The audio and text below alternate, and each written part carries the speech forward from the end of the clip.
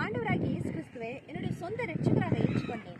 ஆனாலும் என்னுடைய வாழ்க்கையில் எந்த ஒரு மாற்றத்தையும் பார்க்க முடியவில்லையே அப்படின்னு நீங்க யோசிக்கிறீங்களா?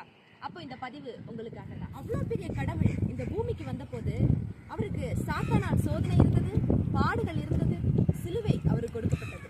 அப்படி இருக்கும்போது நாம சாதாரண மனிதர்கள் இயேசு கிறிஸ்துவ கொடுக்கப்பட்ட அதே சோதனையும் அதே பாடுகளும் அதே சிலுவையும் நமக்கும் உண்டு.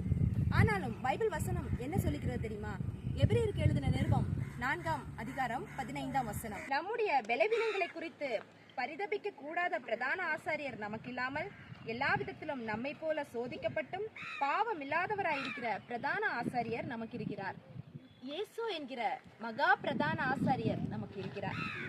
அவர் நம்மை போலவே எல்லா விதத்திலும் சோதிக்கப்பட்டிருக்கிறார். அதனால நம்முடைய எல்லா பலவீனங்களையும் அவர் அறிவார்.